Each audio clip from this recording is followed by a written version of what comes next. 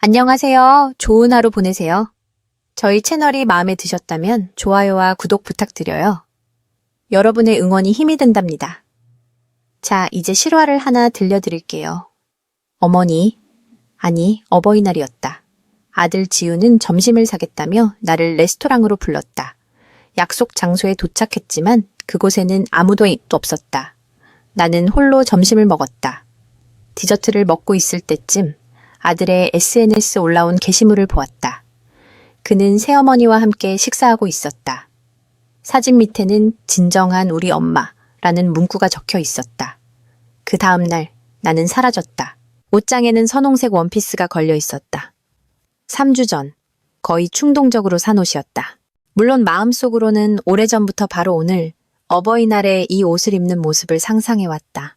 이 원피스를 입고 지훈의 맞은편에 앉으면 아들이 예전처럼 환하게 웃어주리라 기대했다. 아들이 10살쯤 되었을 때 내가 새 블라우스를 입고 하계회에 가면 아들은 금세 알아차리고는 엄마가 세상에서 제일 예뻐라고 속삭이곤 했다.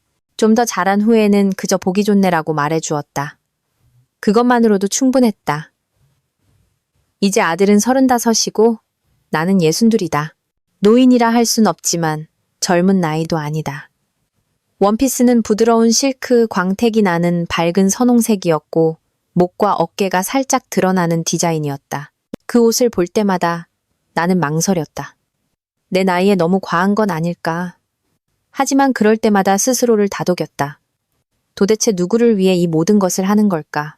내가 아직 향수를 뿌리고 피부를 가꾸고 머리를 매만지는 것은 내게 남은 유일한 끈인 하나뿐인 아들을 위해서가 아니었던가. 나는 원피스를 입었다. 차가운 실크가 몸을 감쌌다.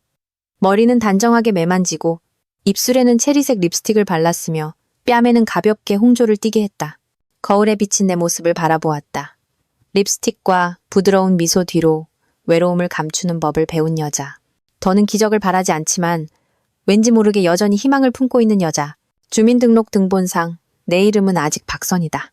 지훈의 아버지와 이혼한 지 15년이 지났지만 남편 강성진은 더 젊고 날씬하며 완벽한 미소를 가진 여자에게로 떠났다. 지금은 그의 아내이자 내 아들의 공식적인 새어머니가 된 윤서현.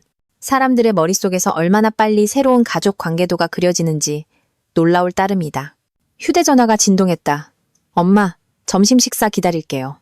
늘 가던 고궁에서 일시에 뵈어. 지훈이었다. 심장이 쿵 하고 내려앉는 것을 느꼈다. 어리석게도 별것 아닌 평범한 메시지였지만 아들이 먼저 연락해올 때마다 나는 스스로 인정하고 싶은 것 이상으로 그 연락을 기다렸다는 것을 깨닫곤 했다. 그는 나의 유일한 아들이다. 나는 27의 아들을 낳아 홀로 키웠다. 이혼 후에는 모든 것을 혼자 감당했다. 그럼에도 불구하고 그는 내 삶의 의미였다. 아들은 나와는 전혀 다른 삶을 살고 있었다. 자신의 벤처회사, 부동산, 수많은 미팅과 프로젝트들, 파노라마 창문과 와인잔을 배경으로 찍은 사진 속에서 그는 언제나 모든 것이 잘 풀리는 사람처럼 절제된 행복을 보였다.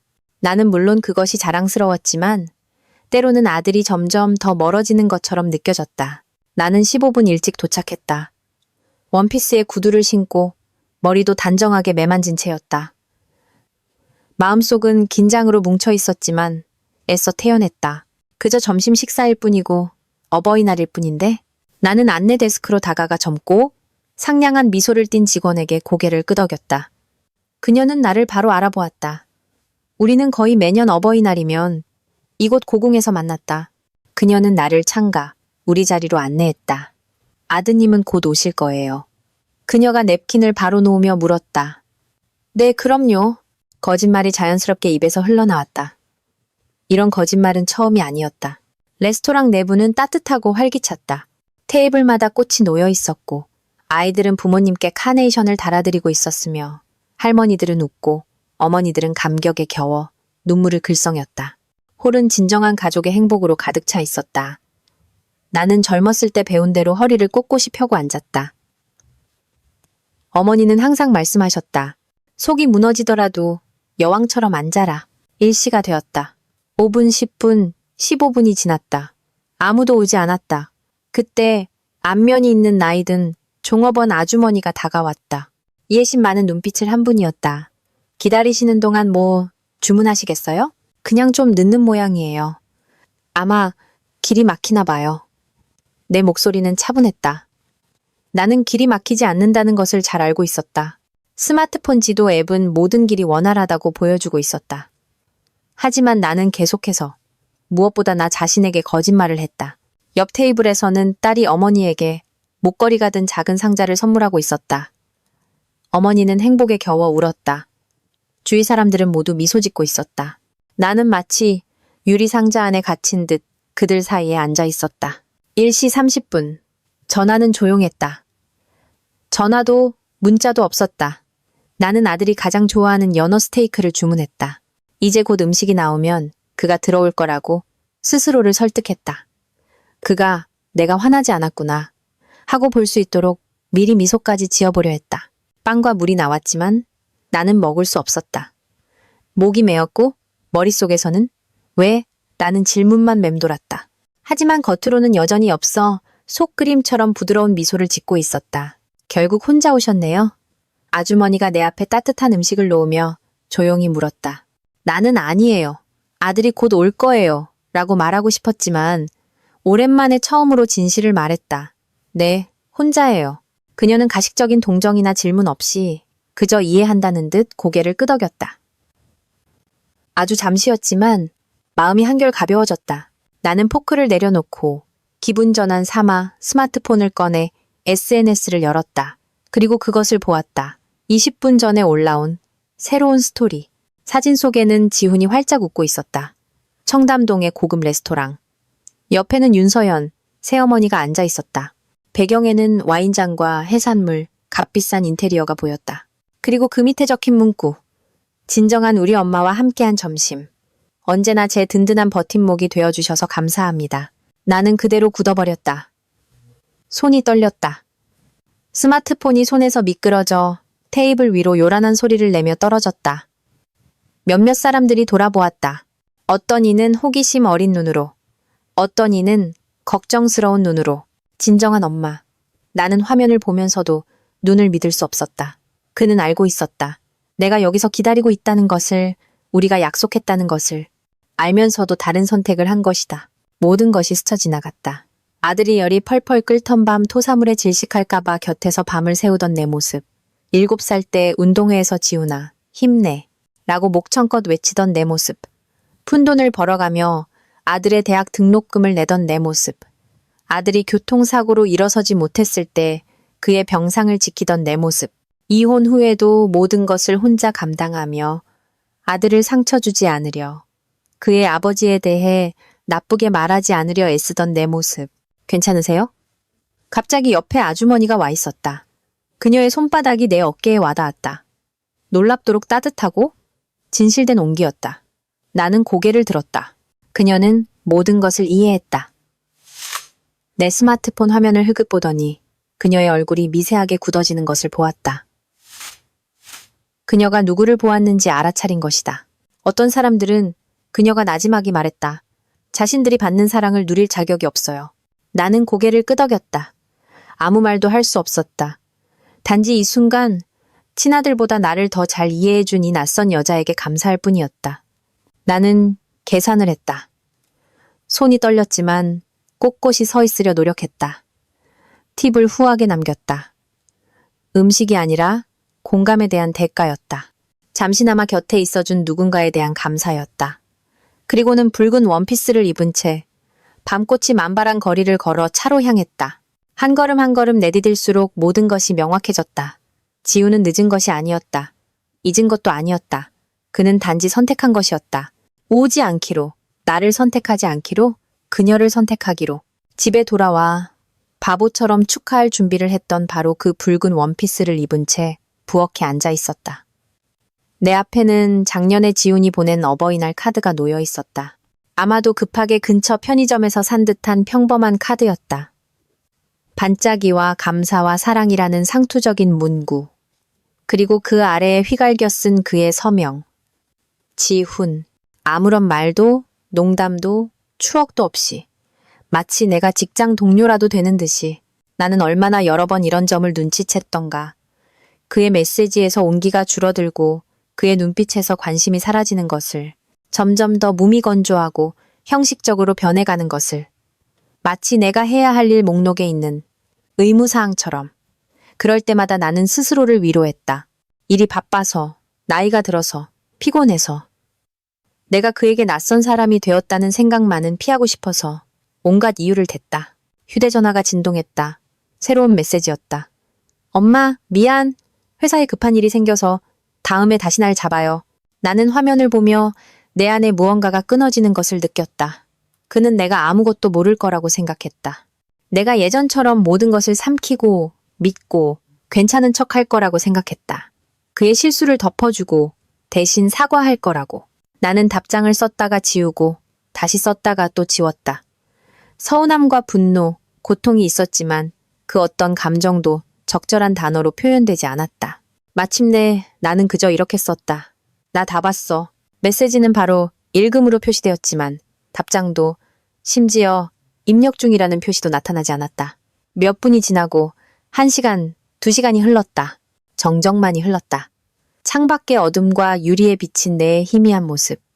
화려한 원피스를 입고 텅 빈 표정을 한 아무도 위로해주지 않을 고통을 끌어안은 여자. 문득 깨달았다. 이것은 단순한 서운함이 아니었다. 슬픔도 아니었다. 내 안에서 차갑고 단단한 새로운 무언가가 태어나고 있었다. 거의 안도감에 가까운 해방감. 나는 처음으로 나 자신을 어머니로서, 전처로서, 아들을 위해 억지로 버티는 사람으로서가 아니라 그저 한 여자로 바라보았다. 지쳐버린 여자. 더는 예비 선택지가 되고 싶지 않은 여자. 만약 이 일이 1년 전에 일어났다면 나는 그에게 전화해서 설명을 요구하고 수화기에 대고 울었을 것이다. 내가 서운해한 것에 대해 사과하고 그를 위한 변명을 만들어내고 몇 번이고 다시 용서했을 것이다. 하지만 지금 부엌에 앉아있는 여자는 이미 다른 사람이었다. 나는 목적 없이 노트북을 열었다. 검색창을 열고 항공권이라고 썼다. 마드리드.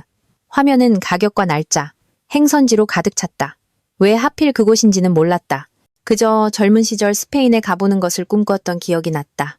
대학 시절 스페인 문학 수업에서 해밍웨이를 읽으며 길거리 카페에서 아침 커피를 마시고 스페인어를 듣고 석양을 바라보며 누구의 무엇도 아닌 존재가 되는 것은 어떤 기분일까 생각했던 기억이 났다. 손가락이 구매 버튼 위에서 멈췄다. 창밖 멀리 이웃집에서는 즐겁게 바비큐 파티를 하는 소리가 들렸다. 웃음소리, 누군가 아이들을 부르는 소리. 누군가는 진짜 어버이날을 보내고 있었다. 나는 버튼을 눌렀다. 그리고 수년 동안 느껴보지 못했던 감정을 느꼈다. 맑고 고요하며 단단한 평온, 기쁨도 희망도 불안도 아니었다. 그저 결정이었다. 내일 짐을 싸고 모레 떠날 것이다. 만약 강지훈이 언젠가 자신이 무엇을 잃었는지 깨닫게 된다면 그것은 그의 길이고 그의 교훈이며 그의 고통일 것이다. 하지만 오늘은 이 붉은 원피스를 입고 앉아 내 새로운 삶의 첫날을 계획할 것이다. 내가 더는 비상대기조도 아니고 기념일에나 기억나는 사람도 아니고 누군가의 의무도 아닌 삶. 내가 나 자신에게 진정한 존재가 되는 삶. 어버이날 다음 날 아침 나는 놀랍도록 가볍게 잠에서 깼다. 눈물도 쓴맛도 잠에서 깨면 을의 가슴을 짓누르던 그 익숙한 무거움도 없었다. 이제는 곧 해명이 담긴 문자나 전화가 올 것이라는 부질없는 희망도 사라졌다. 모든 것이 끝났다. 2단계는 끝났다. 아파트는 조용했다. 부엌에서 물을 끓이자 주전자 소리만 요란했다. 모든 것이 예전 그대로였지만 나는 더 이상 예전의 내가 아니었다.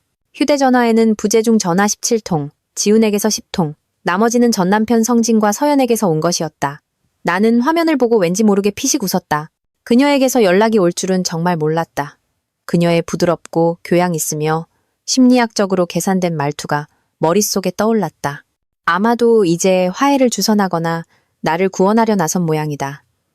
나는 어떤 메시지도 열어보지 않고 그냥 삭제했다. 내가 들어야 할 모든 것은 이미 그날 진정한 우리 엄마라는 문구가 달린 그 빌어먹을 게시물에서 다 보았다. 짐을 싸는 것은 놀랍도록 간단했다. 나는 형식적으로가 아니라 본질적으로 진정 내 것인 물건들만 챙겼다. 할머니께서 명절마다 하시던 얇은 진주 목걸이, 어머니가 산부인과 앞에서 나를 안고 찍은 흑백 사진, 내 삶과 지훈, 그리고 상실에 대해 기록한 낡은 일기장 2권. 나머지는 모두 남겨두었다. 책, 식기, 아들 결혼식에 쓰려고 보관해두었던 낡은 그릇 세트.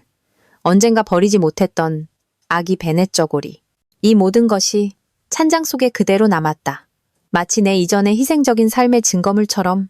나는 이웃집 김 여사님께 전화를 걸었다. 그녀는 나를 오랫동안 알아왔다. 내가 성진과 다투는 모습도, 그 후 밤마다 홀로 발코니에서 차를 마시며 앉아있는 모습도 보았다. 그녀는 말없이 발코니를 통해 재 믿은 병을 건네주곤 했지만 결코 내 마음속을 파고들려 하지 않았고, 그러면서도 항상 곁에 있었다. 언니, 저 떠나요. 나는 그녀의 부엌에 앉아 말했다. 언제나처럼 계피와 커피 향이 났다. 기약 없이요. 아파트 좀 봐주실 수 있어요? 그녀는 나를 유심히 쳐다보았다. 어디로? 일단은 마드리드로요. 그녀는 놀라지 않고 천천히 고개를 끄덕였다. 진작에 그랬어야지. 그 아들놈, 지훈이 말이야. 엄마가 고무줄이 아니란 걸 알아야 해. 나는 그녀에게 예비 열쇠와 변호사 연락처를 남겼고 우편물은 은행 사서함으로 보내달라고 부탁했다. 나머지는 어떻게 되든 상관없었다. 누가 청소기를 돌릴지, 누가 화초에 물을 줄지 더는 신경 쓰지 않았다. 나는 마침내 나 자신에게 돌보지 않아도 될 자유를 허락했다. 비행은 다른 세계로 가는 문과 같았다. 말이 없는 승객들, 창밖 풍경, 플라스틱 컵에 담긴 커피, 그리고 내면의 평온. 나는 더 이상 서두르지 않고 기다리지 않고 변명하지 않았다. 마드리드에서는 말라사냐, 지구에 있는 아주 작은 아파트를 빌렸다. 낡은 건물, 좁은 거리, 꽃이 놓인 발코니들. 집주인인 페데리코라는 노인은 내가 3개월치 월세를 선불로 내고 별다른 질문을 하지 않자 기뻐했다. 작가이신가요? 그는 내 단출한 여행 가방을 보며 미소 지었다. 제가 누구인지 아직 저도 잘 모르겠어요. 나는 솔직하게 대답했다. 그는 마치 이해한다는 듯 고개를 끄덕였다. 그리고 나는 수년 만에 처음으로 나 또한 나 자신을 이해하기 시작했다는 것을 깨달았다. 아파트는 간소했다. 좁은 침대, 책상, 작은 부엌, 그리고 낡은 아파트 안뜰이 보이는 창문. 그곳에서는 매일 한 스페인 할머니가 빨래를 널며 오페라의 한 구절을 크게 흥얼거렸다. 때로는 아이들이 장난감 칼을 들고 지나갔고, 때로는 노인들이 개를 데리고 지나갔다. 그리고 나는 그저 존재했다. 시장에 가고, 스마트폰으로 스페인어 회화를 배우고, 길거리 카페에서 커피를 마시며 살아있음을 느끼려 했었다. 하루가 가고, 이틀이 가고, 일주일이 지났다. 문득 나는 깨달았다. 나는 누구에게도 필요하지 않았다. 그리고 그 안에 자유가 있었다. 아무도 나를 기다리지 않고, 요구하지 않고, 비난하지 않았다. 아무도 엄마가 맨날 전화한다거나, 왜 하필 지금이냐거나, 방해된다고 불평하지 않았다. 휴대전화는 비행기 모드로 해두고, 은행 업무와 뉴스를 볼 때만 와이파이를 켰다. 지훈의 전화와 문자는 계속 쏟아졌다. 처음에는 매일, 그 다음에는 하루 걸러, 나중에는 수십 통씩. 성진과 서연도 나타났다. 그 다음에는 모르는 번호들도. 아마 친척들까지 동원된 모양이다. 나는 모든 것을 무시했다. 그들도 필요 없는 존재가 되는 것이 어떤 기분인지 느껴보라고. 2번째 주, 나는 처음으로 펜을 들고 일기장을 열었다. 지훈에 대해서도 서운함에 대해서도 아니었다. 도시에 대해 썼다.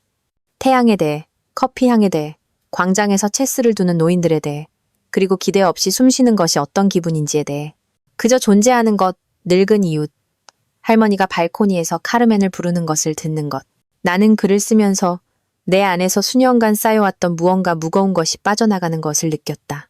마침내 지훈이 아니라 사과만 하던 낡고 억눌린 과거에 나 자신으로부터 해방된 것 같았다. 그리고 그 순간 나는 처음으로 생각했다. 어쩌면 이것은 도망이 아닐지도 모른다. 내가 무언가로부터 도망치는 것이 아니라 마침내 내가 진정이 있어야 할 곳으로 가고 있는 것일지도 모른다고. 3번째 주, 나는 내게 거의 고향처럼 느껴지는 카페를 찾았다. 레티로 공원 근처 골목에 숨겨진 작은 곳이었다. 안에는 나무 테이블과 스페인어, 영어, 프랑스어, 심지어 러시아어로 된 책이 꽂힌 책장이 있었다. 나는 낡은 판본의 죄와 벌을 발견하기도 했다. 그리고 카운터 뒤에는 소피아라는 여인이 있었다. 30년 전 마드리드로 이주해 그대로 정착한 교포였다. 한국에서 오셨어요? 그녀가 내 3번째 방문 때 약간의 억양으로 물었다. 임시로요. 나는 웃으며 대답했지만 정작 나 자신도 그것이 임시인지 확신할 수 없었다. 그녀가 웃었다. 우리 모두 여기 임시로 있는 거예요. 그걸 인정하지 않는 사람이 대부분일 뿐이죠. 소피아는 마드리드에서 나의 첫 번째 진정한 친구가 되었다.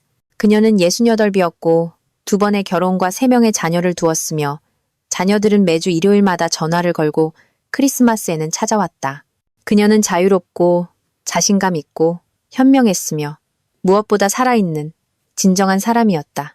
무언가로부터 도망치고 있군요. 그녀가 어느 날 내게 2번째 커피를 따라주며 말했다. 저 자신에게로 가고 있어요. 내가 대답했다. 같은 말이에요. 방향만 다를 뿐. 나는 그녀에게 모든 것을 털어놓았다. 지훈에 대해, 레스토랑에 대해, 그 사진에 대해, 그리고 아직도 내 가슴을 옥죄는 진정한 우리 엄마라는 말에 대해. 소피아는 말없이 들었고 이따금 고개를 끄덕였다. 마치 그 감정을 속속들이 아는 사람처럼. 내 둘째 아들도 똑같은 짓을 했어요. 그녀가 말했다. 이혼 후에 아빠와 그의 새 아내를 선택했죠. 오랫동안 말도 안 했어요. 6년 동안. 어떻게 하셨어요? 그녀는 창밖을 바라보다가 천천히 대답했다. 놓아주었지. 그게 가장 힘들었어. 하지만 때로는 사랑이란 붙잡는 게 아니라 놓아주는 거야. 그리고 그 사람이 무엇을 잃었는지 보게 해주는 거지. 돌아왔고 노력했지만 그때쯤 나는 이미 그 애 없이도 행복해지는 법을 배웠어. 그게 모든 것을 바꿔놓았지. 그날 저녁 나는 오랫동안 내 아파트 부엌에 앉아 창밖을 보며 글을 썼다.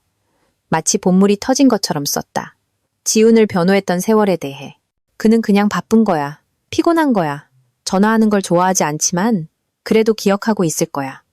그에게 내가 점차 달력 같은 존재가 되어갔던 것에 대해. 3월 8일 여성의 날에는 의례적인 카드, 새해에는 문자 한 통, 1년에 2번 전화, 수년간 나는 그것으로 충분한 척했다. 더 많은 것을 요구하면 그나마 있는 것마저 잃을까봐 두려워했던 것에 대해. 구석에서 충전 중이던 전화기가 진동했다. 또 다른 메시지. 엄마, 제발 전화 좀 줘요. 할 얘기가 있어요. 중요해요. 나는 오랫동안 화면을 바라보았다. 과거의 나라면 벌써 전화를 걸었을 것이다. 머릿속에는 무슨 일이라도 생겼나? 내가 너무 심했나?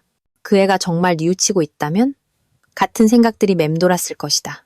하지만 지금 마드리드의 창가에 앉아 진한 커피 한 잔과 무릎 위 잡지를 놓고 있는 여자는 구하러 달려가지 않았다. 나는 그저 메시지를 삭제하고 전화기를 껐다. 발코니에서는 그 이웃 할머니의 영원한 오페라가 들려왔다. 오늘은 아마도 카르멘의 한 구절인 듯했다. 높은 음이 내 새로운 삶의 화음처럼 안뜰에 울려 퍼졌다. 나는 노트북을 열고 이웃집 김 여사님께 메일을 썼다. 언니, 저 여기 좀 더 머물게 될 것 같아요. 더 오래 지낼 아파트를 알아보고 있어요. 제 집 돌봐주셔서 고마워요. 연락드릴게요. 선이가. 보내기를 누르고 노트북을 닫았다. 내일은 프라도 미술관. 그 다음엔 소피아와 커피. 그 다음엔 내가 영어를 가르치기 시작한 어학원의 학생들과 스페인어 회화 연습. 그 다음엔 일기. 그 다음엔 저녁 산책. 모든 것이 단순하고 모두 내 것이며 모두 내 뜻대로였다. 그리고 지훈. 지훈은 기다릴 것이다. 그는 내가 항상 곁에 있고 항상 용서하고 항상 그를 대신해 결정해주는 것에 익숙해져 있다.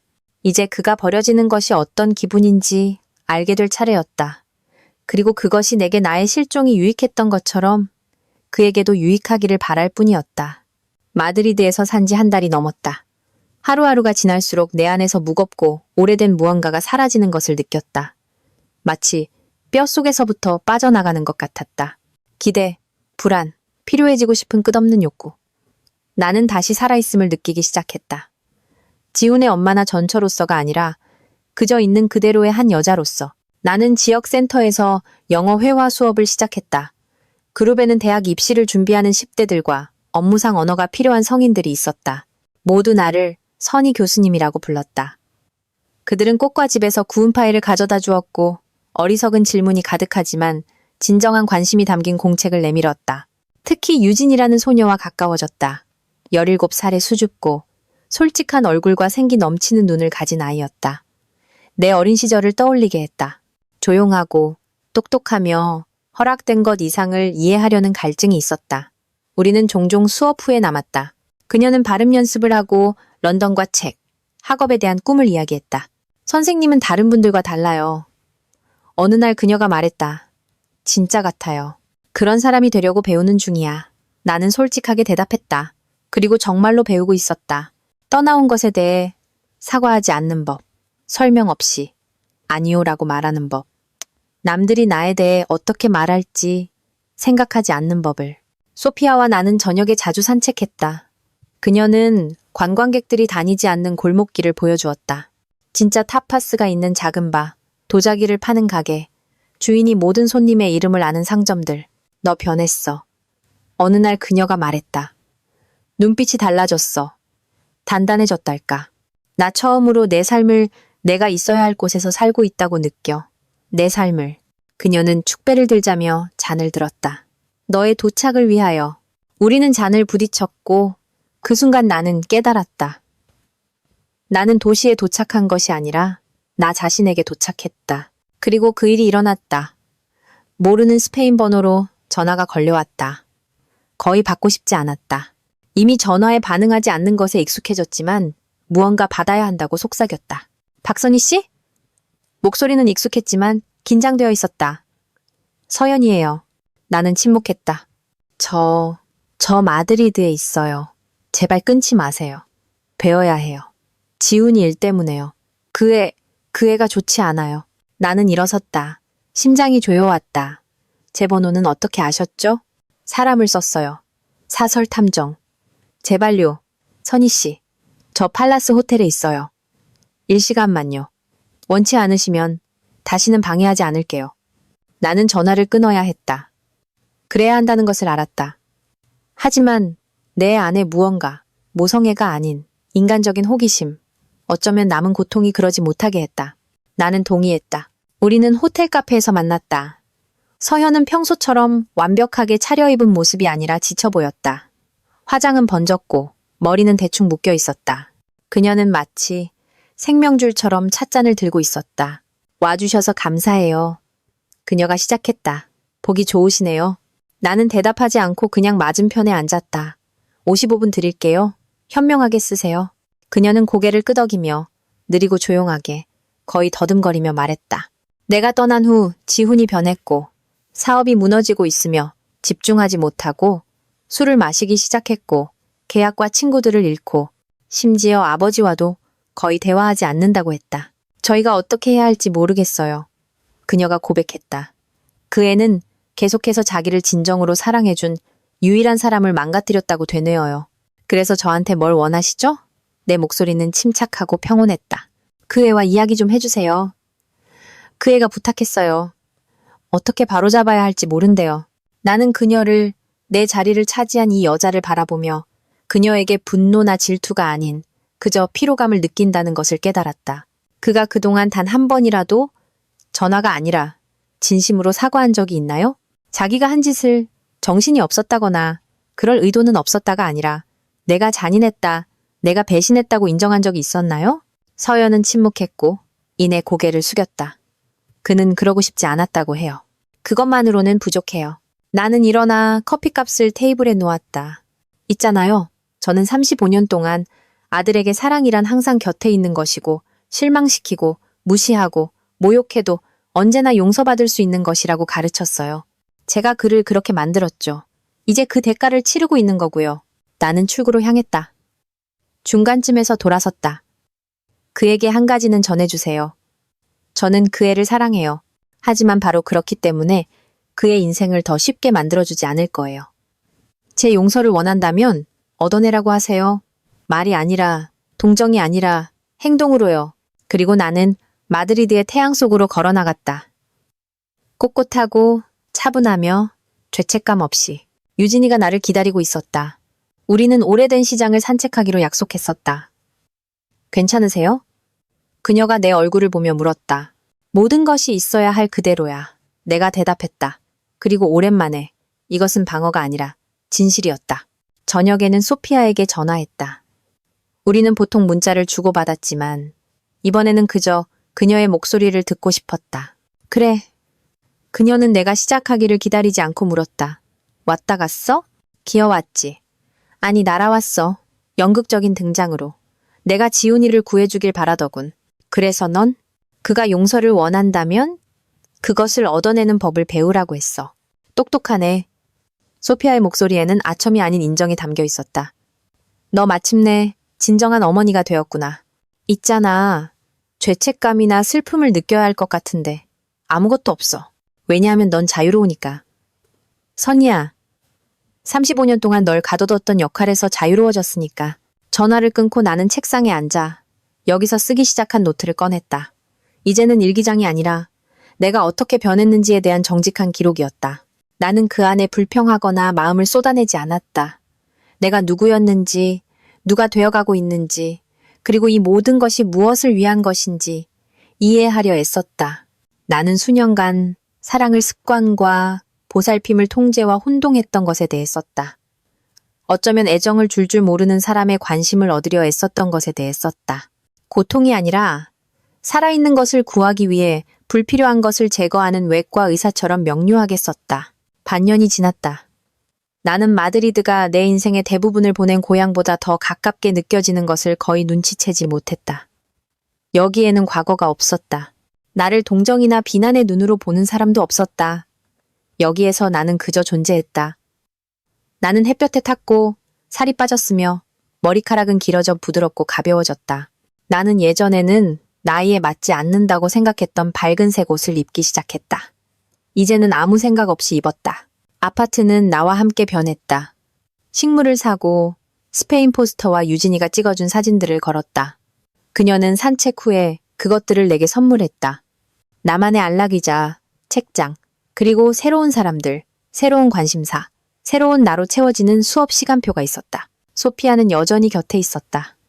우리는 논쟁을 하거나 인생에 대해 수다를 떨거나 공원 벤치에 앉아 아이들이 뛰어다니는 것을 말없이 바라보았다. 떠나온 거 후회 안 해? 그녀가 어느 날 물었다. 아니, 단 1초도 더 일찍 그러지 못한 것만 후회돼. 유진이도 변했다. 자신감을 얻었고 런던 유학 시험을 준비하기 시작했으며 남자친구와 떠나는 것에 대한 두려움에 대해 이야기했다. 두려워요. 어느 날 그녀가 고백했다. 모두가 두려워해. 문제는 네가 무엇을 더 두려워하느냐야. 미지의 세계로 떠나는 것, 아니면 너를 서서히 죽이는 곳에 머무는 것. 그리고 그가 왔다. 지훈. 나는 카페 유리창 너머로도 그를 바로 알아보았다. 그는 길 건너편에 서 있었다. 야위고 꾀죄죄하며 얼굴은 수척하고 양복은 구겨져 있었다. 그의 모든 것이 망가졌다고 소리치고 있었다. 나는 테이블에 그대로 앉아 있었다. 달려가지도 벌떡 일어나지도 울지도 않았다. 학생들이 쓴 장문을 계속 채점했다. 그가 길을 건너 들어왔다. 문이 딸랑거렸다. 엄마. 나는 고개를 들었다. 지훈아. 그는 무슨 말을 해야 할지 몰랐다. 내가 벌떡 일어나 달려와 안아주지 않은 것에 놀랐을 것이다. 그는 맞은편에 앉았다. 나 여러 번 전화했었어. 알아. 왜 안 받았는지도 알지? 나는 펜을 내려놓고 그를 차분하게 바라보았다. 너랑 얘기하고 싶지 않았으니까. 그는 마치 맞은 것처럼 움찔했다. 나는 매정하게 굴려던 것이 아니라 그저 정직하고 싶었다. 내가 그때 끔찍하게 굴었다는 거 알아. 혼란스러웠어. 엄마랑 아빠, 이혼, 어린 시절에 화가 났었어. 그만. 나는 손을 들었다. 계속하지 마. 넌 그날 내게 상처를 준 게 아니야. 네가 어떤 사람인지 보여줬을 뿐이지. 그는 창백해졌다. 엄마, 제발. 난 화나지 않았어. 난 자유로워졌어. 이해하겠니? 내가 너한테 조건 없이 주었던 모든 사랑을 너는 당연하게 여겼어. 생각 없이 되돌려주지 않고. 이제 나는 그냥 더 이상 그걸 주지 않을 뿐이야. 그는 침묵하다가 말했다. 엄마는 여기서 삶이 있고 친구들도 있고 사람들도 있네. 행복해? 응, 너 없이. 그는 고개를 숙였다. 그리고 갑자기 거의 어린애처럼 조용히 말했다. 나는 엄마 없이 힘들어. 알아. 하지만 힘든 것과 사랑하는 것은 같지 않아. 그는 나를 낯선 사람처럼 쳐다보았다. 아마도 평생 처음으로 내게서 모든 것을 용서해주는 엄마가 아니라 독립된 한 여자를 보았을 것이다. 이제 어떻게 되는 거야? 돌아오지 않을 거야? 아니, 나는 내 삶을 만들었어. 더는 기대를 품고 살지 않고 관심의 부스러기를 삼키지 않아. 이제 네가 날 어디서 찾을 수 있는지 알겠지? 언젠가 만약 네가 자기 자신만을 위해서가 아니라 사랑할 줄 아는 사람이 된다면 나는 일어나 서류 가방을 들고 출구로 향했다. 그는 테이블에 남았다. 나는 더 이상 돌아보지 않았다. 소피아가 카운터에 서서 그 장면을 지켜보고 있었다. 내가 지나갈 때 그녀가 조용히 말했다. 집에 온 걸 환영해. 나는 진심으로 미소 지었다. 지훈을 만난 지 3일이 지났다. 나는 쓰지도 전화하지도 기다리지도 않았다. 휴대전화는 켜져 있었지만 조용했다. 그냥 조용히 내버려둬. 나는 생각했다. 때로는 침묵이 가장 정직한 대답이다. 아침은 평소처럼 시작되었다. 커피, 공책, 위층 이웃의 아파트에서 들려오는 조용한 음악, 그녀의 아침 오페라 연습은 이미 내 일상의 일부가 되었다. 나는 컵을 들고 발코니에 앉아 오랜만에 아무런 중요한 생각도 하지 않았다. 과거도 미래도 그저 순간에 머물렀다. 그리고 전화가 아닌 부재중 전화 목록, 밤새 23통, 지훈에게서 6통, 전남편에게서 4통, 서연에게서 3통, 나머지는 모르는 번호와 KJ 법무법인이라는 서명이 붙은 몇 통.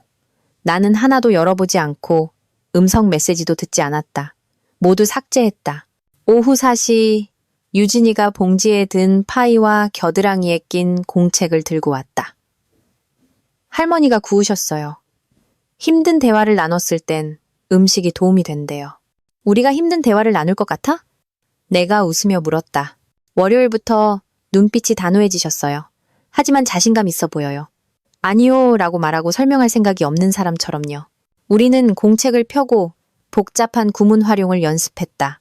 그녀는 열정적으로 문장을 따라 말했다. 런던으로 이사하게 된다면 마드리드가 그리울 거예요.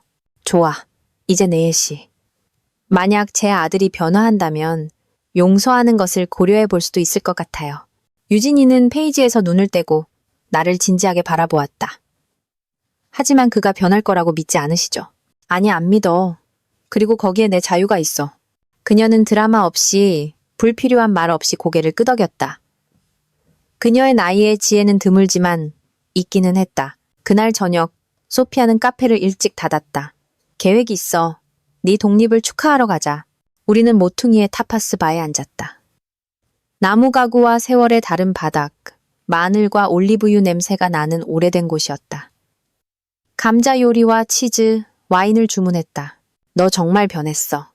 소피아가 와인잔 너머로 나를 보며 말했다. 똑바로 쳐다봐. 예전에는 마치 승인해줄지 동의해줄지 찾는 것 같았는데 이제는 평온해. 나 여기 있어. 받아들이거나 지나가거나. 나 드디어 내 인생을 살고 있어. 누군가의 인생이 아니라 꾸며낸 것도 임시적인 것도 아닌 내 인생을. 그럼 그걸 위해 건배하자. 도착을 위하여. 우리는 잔을 부딪혔고 그 순간 전화기가 다시 진동했다. KJ 법무법인. 나는 쳐다보지도 않고 화면을 뒤집었다. 끈질기네. 소피아가 말했다. 절박한 거겠지? 내가 정정했다. 지훈이 일이 아주 안 좋아진 모양이야. 시도 횟수를 보니 내가 집 관련 서류에 서명해 주길 바라는 것 같아. 서명할 거야? 나는 생각에 잠겼다.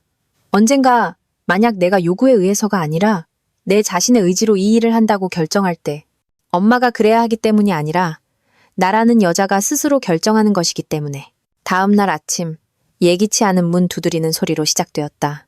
아침 8시. 문 앞에는 값비싼 양복의 가죽 서류 가방을 든 젊은 남자가 서 있었다. 거절에 익숙하지 않은 사람의 모습이었지만 지금은 극도로 불안해 보였다. 박선희 여사님, 좋은 아침입니다. 저는 박지훈 변호사입니다. 아드님, 강지훈 씨의 법률 대리인입니다. 나는 살짝 열린 문틈으로 그를 쳐다보았다. 차분하게. 제 주소는 어떻게 아셨죠? 전문가를 고용했습니다. 죄송합니다. 이런 방식이. 그는 말을 더듬었다. 강압적으로 보인다는 걸 알지만 상황이 심각합니다. 아드님은 파산 직전이고 만약 여사님께서 부동산 관련 서류에 서명하지 않으시면 그에게 큰 문제가 생깁니다. 박 변호사님, 내가 조용히 말했다. 제 아들은 저를 공개적으로 그리고 무례하게 배신했습니다. 그것을 바로잡기 위해 단 한 번의 진정한 노력도 하지 않았죠. 하지만 어머니시잖아요. 바로 그렇습니다. 그리고 진정한 어머니는 행동에는 결과가 따른다는 것을 가르칩니다. 아들이 스스로 판 구덩이에 빠질 때마다 구해주는 것이 아니고요. 그는 시선을 떨구었다. 만약 변호사님이나 다른 누군가가 다시 저를 찾아온다면 저는 경찰에 신고할 겁니다. 제가 타국에 있지만 무방비 상태는 아닙니다. 아시겠습니까? 알겠습니다. 죄송합니다. 나는 문을 닫았다. 천천히. 차분하게 잠금 장치를 돌렸다. 그리고 커피를 내리고 소피아에게 전화했다. 왔었어. 서류 들고. 그래서 죽여버렸어? 거의. 말로. 잘했어. 엄마가 아니라 사람이 되어야지. 나는 거리를 내다보며 미소 지었다. 이 아침은 나의 것이었다. 소란도, 긴급함도, 구조활동도 없이. 이제 그들이 나 없이 사는 법을 배우게 놔두자. 나는 이미 배웠으니까. 전화는 갑자기 끊겼다. 문자도, 편지도, 문 두드리는 소리도. 지훈에게서도, 그의 변호사에게서도, 전 남편과 서연에게서도 정적이 찾아왔다. 그리고 이 정적은 예전처럼 억압적이지 않고 밝고 거의 부드러웠다. 마치 지난 30년간 내 머릿속에서 배경음처럼 울리던 불안한 사이렌을 누군가 꺼준 것 같았다. 나는 자유롭게 숨 쉬고 단순하게 살았다. 수업을 하고 유진이와 산책하고 소피아와 커피를 마셨다. 우리는 주말에 세고비아로 여행 갈 준비를 하며 성이 보이는 오래된 집에 머물지 아니면 광장 근처의 저렴한 호스텔에 묵을지 의논했다. 삶은 평온하고 아늑했으며 처음으로 오직 나의 것이었다. 한 달 후 이웃집 김 여사님께 편지가 왔다. 선이야, 믿지 못하겠지만 네 집 팔렸어. 지훈이가 급하게 가격을 낮춰서 겨우 구매자를 찾았대. 듣자 하니 회사도 문 닫았다고 하더라. 전부 적자래. 성진이랑 서연이도 순탄치 않은지 이혼 소송 중이래. 압박을 못 견뎠나 봐. 우리는 여기서 널 생각하고 그립지만 자랑스러워. 잘 지내. 언니가. 나는 무언가 덜컥거리기를 기대하며 편지를 2번 읽었다. 연민, 고통, 후회. 하지만 아니었다. 오랫동안 맞지 않던 퍼즐 조각이 제자리를 찾은 듯한 느낌뿐이었다. 딸깍하고 모든 것이 올바르게 되었다. 나는 레티로 공원 벤치에 유진이와 앉아 있었다. 우리는 아이스크림을 먹으며 그녀의 런던 유학에 대해 이야기했다. 그녀는 시험에 합격하고 장학금을 받았으며 가을에 떠날 예정이었다. 그가 또 나타날 거라고 생각하세요? 그녀가 물었다. 그럴지도. 하지만 이제 내게는 중요하지 않아. 나는 더 이상 기다림 속에 살지 않으니까. 만약 그가 진정으로 변한다면요? 나는 생각에 잠겼다. 그렇다면 아마도 그를 받아들일지도 몰라. 하지만 예전처럼 굴욕과 고통 속에서가 아니라 한 성인이 다른 성인을 받아들이는 것처럼 만약 그가 말뿐이 아니라 행동으로 정직하게 말할 준비가 되어 있다면 저녁에 우리는 소피아와 플라멩코를 보러 갔다. 작은 홀, 나무 무대, 밝은 조명, 기타 선율, 무용수가 무대에 나왔다. 강인한 얼굴과 화살처럼 꼿꼿한 등을 가진 성숙한 여인이었다. 그녀의 몸짓은 교태롭지 않고 당당했다. 모든 걸음걸이가 나 여기 있다. 나는 누군가를 위한 것이 아니라 나 자신을 위한 것이다. 라고 외치는 듯했다. 나는 그녀를 보며 생각했다. 이것이 바로 여성의 힘이다. 희생이나 끝없는 용서가 아니라 자신의 자리를 지킬 줄 아는 능력. 소피아가 내게로 돌아섰다. 자, 말해봐. 너는 지금 누구야? 엄마, 아내, 선생님, 도망자, 작가? 누구지? 나는 누구일까? 생각하다가 미소 지었다. 나는 박선이야. 그걸로 충분해. 1년이 지났다. 가을의 어느 쌀쌀한 날, 나는 다시 그 카페에서 소피아와 함께 앉아 장문을 채점하고 있었다. 갑자기 문이 살짝 열리며 종이 울렸고 문턱에 지훈이 나타났다. 같은 눈빛이었지만 더 이상 자신감 넘치거나 압박하는 것이 아니라 불안하고 혼란스러우며 진실된 눈빛이었다. 그는 들어올지 돌아설지 모른 채 서 있었다. 나는 아무 말도 하지 않고 그저 바라보았다. 그는 천천히 들어와 맞은편에 앉았다. 쓸데없는 말은 하고 싶지 않아요. 그냥 엄마가 알아줬으면 해서요. 나 다시 시작했어요. 처음부터요. 평범한 회사에 취직했고 심리치료도 받고 있어요. 차도 팔고 허세 없이, 환상 없이, 자기 기만 없이 사는 법을 배우고 있어요. 이제 책도 읽고 글도 쓰고 요리도 하고 청소도 직접 해요. 곁에는 아무도 없어요. 오직 저뿐이에요. 엄마가 바라던 사람이 되려고 노력하고 있어요. 엄마를 위해서가 아니라 나 자신을 위해서요. 하지만 다르게 살 수도 있다는 걸 가르쳐 준 건 엄마였어요. 나는 침묵했다. 무슨 말을 해야 할지 몰라서가 아니라 그가 이 말을 끝까지 어설픈 동정이나 즉각적인 용서 없이 내뱉어야 한다는 것을 알았기 때문이다. 그는 주머니에서 봉투를 꺼냈다. 여기 편지가 있어요. 요구도 부탁도 아니에요. 그냥 그때 내가 하지 못했던 모든 말들이에요. 언젠가 원하신다면 읽어보거나 태워버리세요. 나는 봉투를 받았다. 잠시 침묵했다. 지훈아, 네가 와줘서 기뻐. 내가 널 용서해서가 아니라 어쩌면 네가 처음으로 구원을 위해서가 아니라 다른 사람이 되기 위해 온 것 같아서. 그는 고개를 끄덕였다. 엄마는 항상 진정한 사람이었어요. 나는 이제야 그게 무슨 뜻인지 배우고 있어요. 그는 장면을 만들거나 눈물을 흘리지 않고 그저 일어나 거의 눈에 띄지 않게 고개를 숙이고 거리로 나섰다. 인파 속으로 사라졌다. 나는 편지를 바로 열지 않았다. 일주일 후 발코니에 앉아 커피 한 잔을 마시며 비로소 읽었다. 그것은 정직한 편지였다. 완벽하게 쓰이지도 부탁도 변명도 없었다. 오직 인정과 깨달음 그리고 감사만이 담겨 있었다. 나는 편지를 닫고 깨달았다. 나는 아무것도 빚지지 않았다. 용서할 수도 있고 그가 나를 이해했다는 것을 아는 것만으로도 충분할 수 있다. 저녁에 나는 다시 일기장을 열고 썼다. 나는 어머니였고 아내였으며 나 자신을 제외한 모든 것이었다. 이제 나는 그저 박선이다. 나는 나 자신에게 진정한 사람이다. 나는 나의 어머니다. 나는 나의 집이다. 창밖에서는 아리아가 들려왔다. 이웃집 할머니가 다시 노래를 부르고 있었다. 나는 발코니로 나가 난간에 기대어 저녁 공기를 들이마셨다. 어딘가에서 삶이 흘러가고 있었고 나는 더 이상 그 안에서 자리를 구걸하지 않았다. 내가 직접 선택했다. 그리고 있잖아. 수년 만에 처음으로 나는 내가 예비 선택지도 누군가의 그림자도 아니라는 것을 알았다. 나는 존재하고 사랑하고 거절하고 시작하고 끝낼 권리가 있는 사람이라는 것을 강하고 진실되며 나 자신의 어머니가 될 권리가 있는 사람, 진정한 어머니가